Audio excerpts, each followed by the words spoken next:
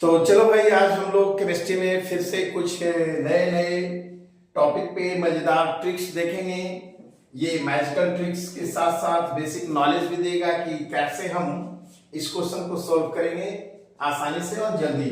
जैसे हम लोग एटॉमिक स्ट्रक्चर में सबसे पहले इलेक्ट्रॉनिक कॉन्फ़िगरेशन के बारे में हमने जाना कि बड़े से बड़े इलेक्ट्रॉनिक कॉन्फ़िगरेशन कैसे हम आसानी से तुरंत लिख सकते हैं। दूसरा हमने देखा था इसमें valence electron and core electron निकालने का तरीका। आज हम लोग जानेंगे अनपेयर्ड इलेक्ट्रॉन। अनपेयर्ड इलेक्ट्रॉन पे बहुत क्वेश्चंस आते हैं, या अनपेयर्ड इलेक्ट्रॉन जानने से हमें एटॉमिक स्ट्रक्चर के अलावा कोऑर्डिनेशन कंपाउंड उसमें भी काम आएगा। तो पहले तो ये समझते हैं अनपेयर्ड इलेक्ट्रॉन होता क्या है। जैसे हम ये जाने कि सब सेल हमने देखा था S, P, D और F है। S समझ लो सबसे छोटा बच्चा घर में है, स्मॉल बच्चा, इसका नाम सुरेश है। तो सुरेश 2 साल का है, ठीक है। और बाकी सभी बच्चा 4 साल का बड़ा है। तो प्रदीप 4 साल का इससे बड़ा है। तो सुरेश के पास 2 इलेक्ट्रॉन हैं, ऐसे समझना है। प्रदीप 4 साल का बड़ा है तो 4 ऐड कर देंगे तो कितना हो गया 6। देवेंद्र में फिर 4 ऐड करेंगे तो ये 10। और ये फंटूस है, मान लो इसमें भी 4 ऐड करेंगे तो 14, 14। That means these are the maximum number of electrons in different subcells या suborbit. S में 2, P में 6, D में 10 और F में 14। मैंने पहले भी बताया था कि सुरेश, प्रदीप, देवेंद्र, फंटूस इसका नाम नहीं है, ये तो रटने के लिए। इसका रियल नाम होता है sharp, principal, diffuse and fundamental. अब चलिए हम जानते हैं कि अनपेयर्ड इलेक्ट्रॉन का मतलब क्या है। तो इलेक्ट्रॉन्स जो भरा जाता है इसमें, तो ये हुंड्स रूल के तहत हम लोग इलेक्ट्रॉनिक कॉन्फ़िगरेशन में जानते हैं aufbau principle, Hund's rule, Pauli's exclusion principle. उस पे भी कहानी है कि कैसे उसको हम समझेंगे। पहले अभी यहाँ देख रहे हैं, तो सुरेश के घर में 2 आदमी है, तो 2 आदमी को सोने के लिए एक पलंग चाहिए, एक खटिया चाहिए, एक बेड चाहिए। प्रदीप के घर में 6 आदमी है, तो 6 आदमी को सोने के लिए हमें 3 पलंग चाहिए, 3 बेड चाहिए। देवेंद्र के घर में 10 आदमी है, तो 10 आदमी को सोने के लिए हमें 5 बेड, 5 पलंग चाहिए। और फंटूस के घर में 14 आदमी हैं, तो इसके लिए हमें 7 बेड चाहिए, ठीक है। ये जो बेड बोल रहे हैं, इन सबको हम क्या कहते हैं? ऑर्बिटल्स। These are orbitals. बच्चे बहुत से ऐसे हैं कि जिन्हें बेसिक ये नहीं समझ में आता है कि ऑर्बिट क्या होता है, सब ऑर्बिट क्या होता है और ऑर्बिटल क्या होता है। तो ये पहले बेसिक कॉन्सेप्ट जानना चाहिए कि जैसे अभी हम बात कर रहे हैं, मान लो लिखा रहे 3p6, इसका मतलब क्या है? ये 3 मतलब थर्ड ऑर्बिट, थर्ड माने KLM सेल, 3 का मतलब हो गया थर्ड ऑर्बिटल सेल। P सब सेल या सब ऑर्बिट, P हो गया सब सेल या सब ऑर्बिट। तो P में 6 मैक्सिमम होते हैं, इसलिए यहां ऑर्बिटल कितना हो गया? 3। तो ये ऑर्बिटल मतलब पलंग बताए थे। और सब ऑर्बिट में 6 आदमी है, इसके लिए 3 पलंग चाहिए। आइए तीसरा घर में है, तो मीन्स हमें याद रखना है ऑर्बिट, उससे छोटा सब ऑर्बिट, उसके बाद ऑर्बिटल। अब ये जो ऑर्बिटल्स हैं, इसी में इलेक्ट्रॉन भरे जाते हैं। अब इलेक्ट्रॉन कैसे भरे जाते हैं? तो पहले एक सिंगल क्लॉकवाइज डायरेक्शन में, दूसरा अपोजिट डायरेक्शन में एंटी क्लॉकवाइज। मान लो P5 है, तो हमें पहले एक एक भरना होगा, सिंगल हाफ फिल्ड, तब फिर ये पेयर करेंगे इस तरह से। तो ये हुआ 5। अब यहां देखो ये दोनों पेयर्ड है। इसमें क्या है? प्रदीप के घर में 2 पेयर्ड है, एक अनपेयर्ड है, बेचारे की शादी नहीं हुई है, अर्थात अनपेयर्ड इलेक्ट्रॉन 1 हुआ। अब यहां पे हमें ये भी जानना है कि जैसे अगर मान लो रहता P4, तो P4, तो हमें ये नहीं कि 2 डायरेक्ट हम इसको पहले ऐसे पेयर्ड कर देंगे, तो ये गलत होगा।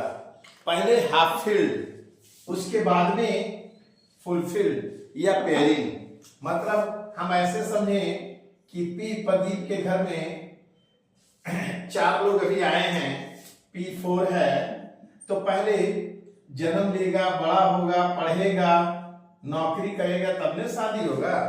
तब P4 में पहले 3 हुआ, अब एक भाई का शादी हो गया, तो अनपेयर्ड इलेक्ट्रॉन यहाँ कितना है जी, तो 2। इस तरह से पहले एक कॉन्सेप्ट समझना है अनपेयर्ड होता क्या है। डी में अगर हम बात करें 8 है, तो पहले हम सिंगल सिंगल ऐसे भरेंगे 5, फिर 3, 8, तो 2। तो इसको हमें देखना है, ये तो बेसिक कॉन्सेप्ट दे रहे हैं, कैसे आसानी से करेंगे। तो D8 आया तो 5 घर पहले रखना ऑर्बिटल, 5 में सिंगल और 3 भर गया तो 2 अनपेयर्ड है। तो ये याद रखना है, अनपेयर्ड कितने हैं, 2 है। अगर F में रहे F4, तो यहां क्या होता है, 4 है तो 1 2 3 4। कुछ बच्चे अनपेयर्ड को समझ जाते हैं वैकेंट ऑर्बिटल और बोल देते हैं 3। नहीं, यहाँ 4 ही बच्चा भी जन्म लिया है और ये अभी पढ़ रहा है, नौकरी करेगा, तब ने शादी होगा, मींस यहाँ पे चारों अनपेयर्ड है। तो पहले तो ये बेसिक कॉन्सेप्ट आइडिया लग गया कि अनपेयर्ड इलेक्ट्रॉन होता क्या है। अब इसमें अनपेयर्ड इलेक्ट्रॉन निकालने की अगर हम बात करें, तो जैसे मान लो पूछा गया क्लोरीन का एटॉमिक नंबर 17, हमने बताया था इलेक्ट्रॉनिक कॉन्फ़िगरेशन के लिए कि इसके नजदीक में जो इनर्ट गैस है उसको लेना है।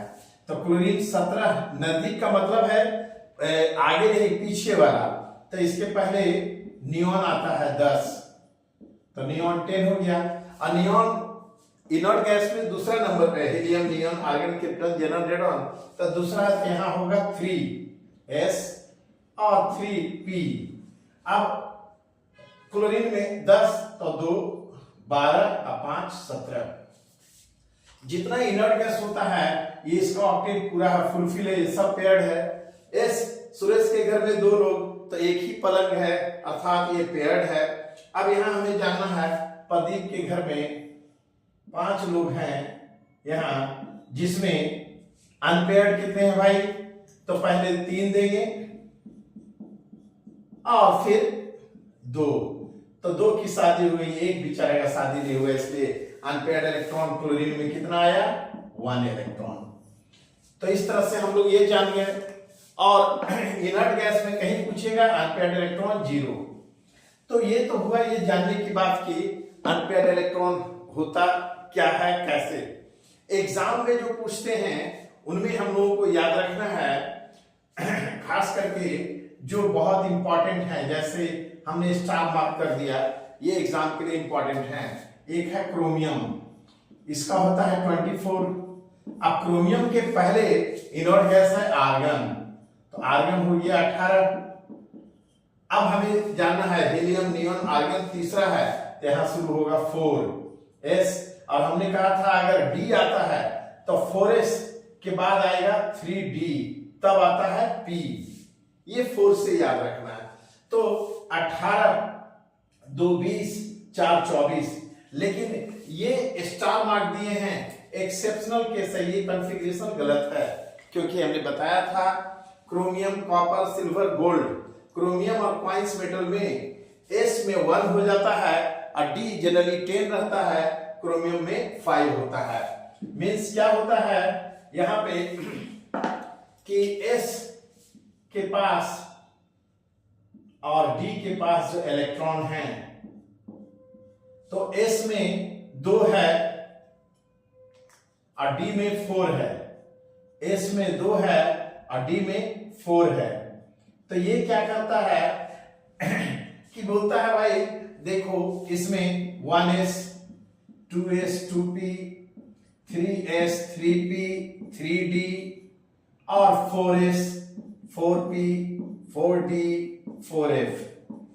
तो यहां पे ये जो 3d है ये 4s से बोलता है अरे भाई अगर एक मेरे पास तुम दे दोगे तो हम क्या हो जाएंगे, हाफ फील्ड स्टेबल हो जाएंगे।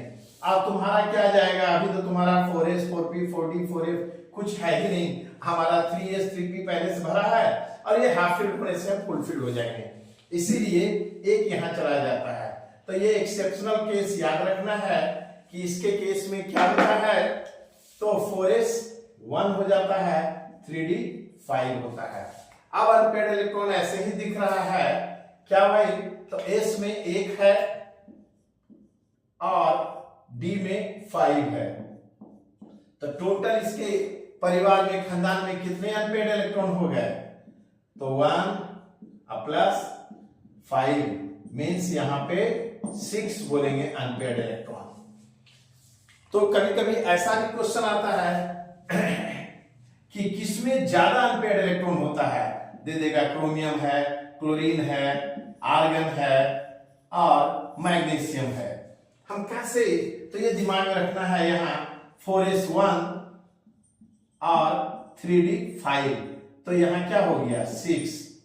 क्लोरीन 17 है, तो इसमें क्या जाना है 3s 2 और 3p 5, तो 5 है तो 3 के बाद 2 भरा, तो यहाँ अनपेयर्ड 1 है। आर्गन इनर्ट गैस अनपेयर्ड 0 है। मैग्नीशियम 12 मतलब नियोन के बाद 3s2, तो s भरा हुआ ये भी 0 है, तो सबसे ज्यादा किसमें हुआ, इसमें। ऐसा भी क्वेश्चन आता है एग्जाम में, तो इसलिए हमें जानना है अनपेयर्ड इलेक्ट्रॉन क्या है। तो ये बेसिक नॉलेज था, लेकिन अनपेयर्ड इलेक्ट्रॉन एग्जाम में जो आते हैं वो अब हम दे रहे हैं यहाँ पे डबल स्टार मार्क।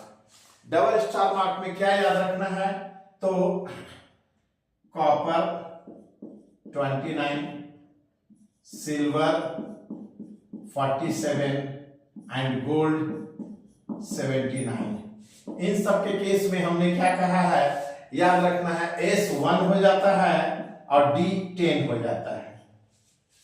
ये सभी के केस में, यहां होगा 4s 1 तो 3d 10, यहां होगा 5s 1 तो 4d 10, यहां होगा 6s 1 तो 5d 10।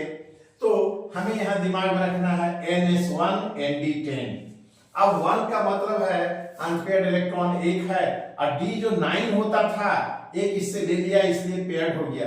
तो ये तीनों केस में मींस पूरे क्वाइंस मेटल में अनपेयर्ड इलेक्ट्रॉन 1, ये दिमाग में रखना है। तो ये पूछते हैं, डायरेक्ट दिमाग में रखना है, इस सबका अनपेयर्ड इलेक्ट्रॉन 1 होता है। अब हम लोग देखते हैं अनपेयर्ड इलेक्ट्रॉन आखिर क्यों इंपॉर्टेंट है एग्जाम्स के लिए। तो अब ये ट्रिपल स्टार क्वेश्चन जो एग्जाम में ज्यादा आते हैं, ये तो बेसिक हमने बताया बोर्ड में ज्यादा आता है, ये कंपटीशन में आता है। क्या है, अब जैसे देगा आयरन Fe के ऊपर 3+, तो इसका निकालना है अनपेयर्ड इलेक्ट्रॉन। या दे दिया हमारे पास Mn मैग्नीज पे 2+, या दे दिया कोबाल्ट पे 2+। तो ये सब एग्जाम में आते हैं, और यहां बच्चे कहां गलत करते हैं, तो ये जानते हैं, जैसे दिया क्लोरीन पे 1-, तो जनरली हम लोग करते हैं क्या, क्लोरीन 17, निगेटिव का मतलब है इलेक्ट्रॉन गेन किया, पॉजिटिव मींस लूज किया, अर्थात माइनस देखेंगे तो एक ऐड कर देंगे। क्लोरीन 17 और 1 18, 18 का मतलब हो गया आर्गन, आर्गन इनर्ट गैस है, स्टेबल है, तो अनपेयर्ड इलेक्ट्रॉन 0। तो ये तो आसानी से बन जाता है। प्रॉब्लम इसमें आता है क्या, तो बच्चे क्या करते हैं, आयरन का है 26, अब ये 3 इसमें प्लस है, मैंने माइनस कर दिया और निकाल लिया 23 का, तो क्या होगा, यहां हम लेंगे आर्गन 18, हीलियम नियन आर्गन तीसरा, यहां क्या आएगा 4s और 3d, 4s2 18 2 20 और 3 23। इस प्रकार से यहां क्या बताया कि Fe3+ आयन में देख रहे हैं आर्गन तक भरा हुआ है, इनर्ट गैस है, S में दोनों भरा हुआ फुलफिल है, पेयर्ड है, D में 3 है, इसलिए अनपेयर्ड इलेक्ट्रॉन 3। ये बच्चे बनाते हैं, लेकिन ये गलत है। ये गलत जो है ये भी बताना जरूरी था कि ये गलती नहीं करना है। क्यों, तो हमें ये ध्यान देना है, ये 3 इलेक्ट्रॉन जो है बाहर वाला जो लूज हुआ यहां से हटा भागा, वो कहां से, तो हमें देखना है कि सेंटर में न्यूक्लियस है एटम के अंदर, इसके बाहर ऑर्बिट हैं या सेल हैं। तो ये जब कोई आएगा इलेक्ट्रॉन को मार के भगाएगा, ले जाएगा, तो कहां से, अंदर में K L M N O P Q इस तरह है, तो सबसे पहले बाहर वाले को न ले जाएगा, ये 1 2 3 4, तो हम लोग सीधे क्या करते हैं, 3 माइनस करते हैं, ये गलत है, ऐसा नहीं करना है। हमें सबसे पहले क्या करना है, तो ये देखना है कि इसका सबसे बाहरी जो होगा अंदर जाकर इलेक्ट्रॉन नहीं गायब होगा। मीन्स हम यहां देख रहे हैं कि आयरन का अगर हमें लिखना है सिर्फ Fe का कॉन्फ़िगरेशन, तो हम लिखेंगे आर्गन 18, इसके बाद 4s2 3d6, 18 2 20 6 26, ये आयरन का है। अगर हमने एक प्लस कर दिया मीन्स एक इलेक्ट्रॉन यहां से गायब हुआ, तो ये कहां से गायब होगा, डी से नहीं, बाहर से। मीन्स 1 2 3 4, सबसे बाहर 4 के 11 n सेल है, तो यहां हो जाएगा 1। अब अगर एक प्लस और ला दें तो फिर यहां क्या हो जाएगा, 0। अब एक प्लस और ला दें तो यहां क्या हो जाएगा, अब b से जाएगा 5। मीन्स हम लोगों को क्या करना था, Fe3 प्लस में सबसे पहले 4s से 2 गायब कर देंगे, Fe3 प्लस में 4s से 2 गायब कर दिए। अब 26 में से 2 गायब हो गया 25, अब यहां 5 है, 6 है तो 5 रहेगा। मीन्स दिमाग में रखना है आयरन का होता है 4s2 3d6, 26, 3 गायब करना तो सीधे 3 नहीं करना है, बल्कि ये 2 पहले यहां से हम हटाएंगे, इसे 0 करेंगे और एक यहां से माइनस होगा तो 5। तब अनपेयर्ड इलेक्ट्रॉन डी में 5 है, अर्थात ये डी के पास पांचों बेचारा अनपेयर्ड है, इसीलिए अनपेयर्ड इलेक्ट्रॉन हो गया Fe3 प्लस में 5। ये बहुत बार एग्जाम्स में आए हैं, है ना। तो ये ध्यान देना है कि इस तरह से हम निकालते हैं। उसी प्रकार से अगर हम देखें इन दोनों का तो क्या होगा, Mn 2 प्लस है तो फिर आर्गन और इसके बाद होगा 4s2 3d5, Mn 25 का ये होता है। 2 प्लस का मतलब है 2 कहां से गायब करेंगे, यहां से 4s2 और 3d5, तो अनपेयर्ड इलेक्ट्रॉन सीधे क्या रह गया, 5 इलेक्ट्रॉन। कोबाल्ट का होता है 27, इसका 25 था, 27, तो फिर क्या होगा, आर्गन के बाद हम लोग क्या लेंगे, 4s2 18 2 20 और 3d7, इस 7 में से फिर यहां 2 ये गायब हो गया, तो हमारे पास d7 का मतलब है 5 का पहले हाफ फील्ड होगा, 2 का शादी हो गया, मींस अनपेयर्ड कितने हैं, 3, तो 3 इलेक्ट्रॉन। इस तरह से अनपेयर्ड इलेक्ट्रॉन ये आयन वाला एग्जाम में ज्यादा आता है, इस पे विशेष ध्यान देना है। Thank you.